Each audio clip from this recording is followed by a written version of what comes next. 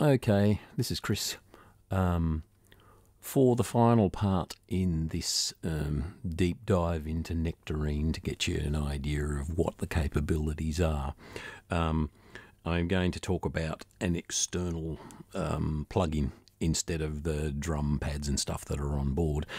Nektarine operates as a host, and there's a lot of different instruments. If I click on here, you can see, well, that's all the stuff that I've got, and there's a ton of bits and pieces that I've collected over the time that I've been using it. And I mentioned in the previous video my love of Simmons, and there's the VSDSX from Ali James, which is absolutely brilliant.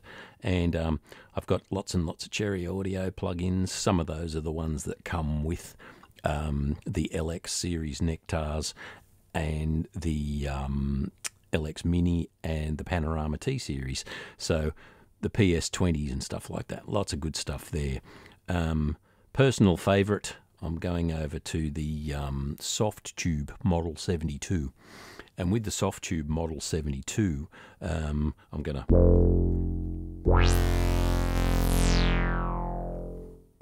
velocity going on there. Now, when you're working with an external plugin in Nektarine, what we're talking about is the ability to, as well as, go straight into it and control it from the front panel here. We've also got the situation over on the screen where, once again, we can jump from the mixer section and go down to the plugin itself.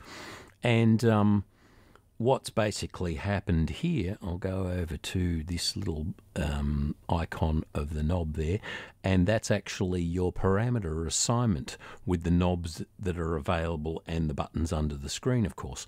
As you can see, there's 8 spaces along there for the 8 knobs, and then there's the 4 spaces for the what the buttons are doing. Once again, they're a kind of a random kind of setup of things that I wouldn't personally have. So what I'll do is very rapidly kind of choose my favorite. So knob 5, I'm going to do cutoff frequency. Knob 6, resonance.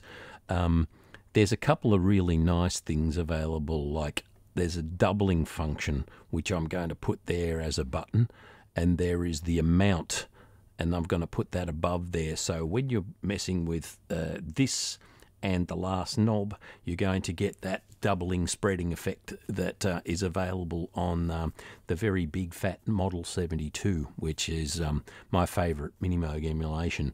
Now, what else would I like?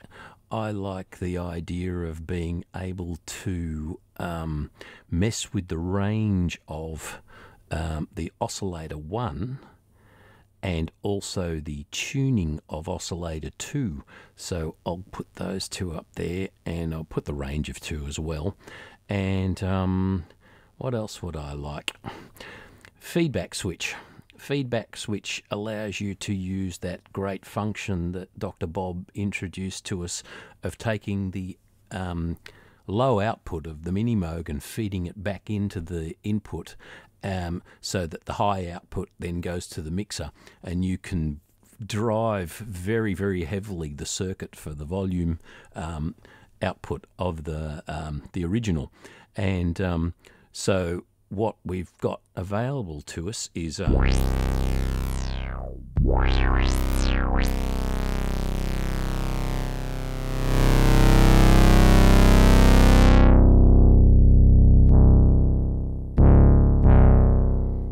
when I mentioned before that doubling effect and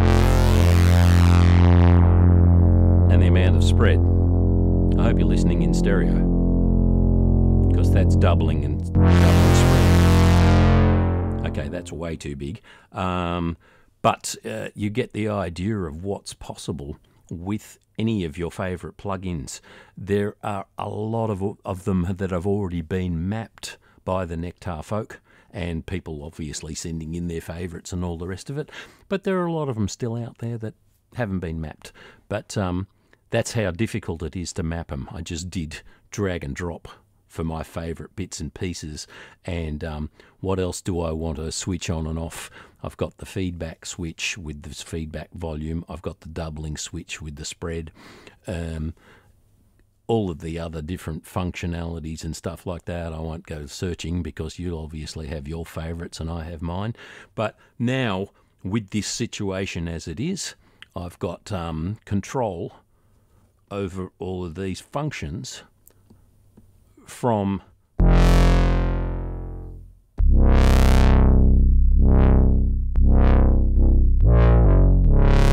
now. What I'm going to do quickly is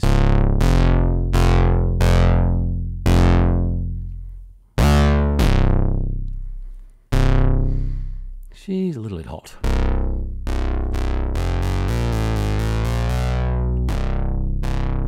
Now, what I'm going to do is I'm going to have to whip back here for a second, and it's set for drum kit. So what I actually want to do is set this up for just a chromatic, a low chromatic, and I'll enter that there.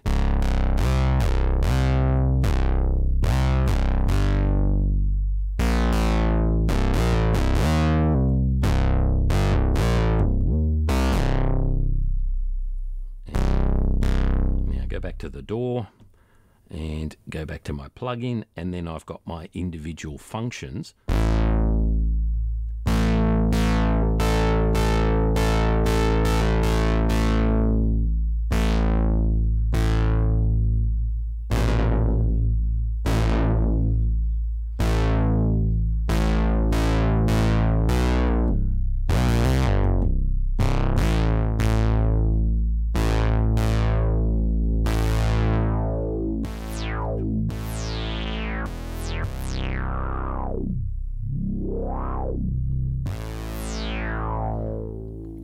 Turn on my feedback and do some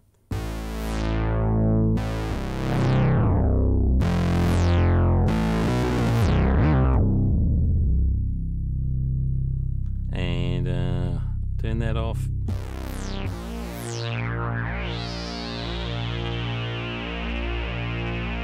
And there's my doubling spread. So from what you can see on screen to what I'm doing and what I'm playing, it's that easy to kind of pick up your favourite parameters, assign them to the knobs and the buttons along here, and away we go. That's the functionality of just mapping parameters within Nektarine and adding them into your track.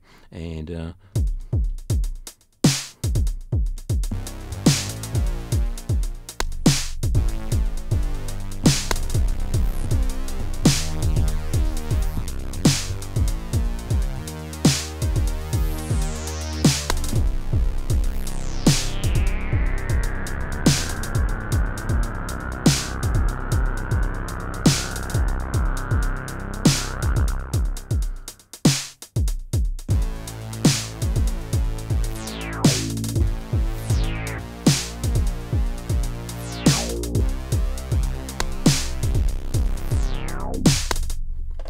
that's basically it. Thanks for listening.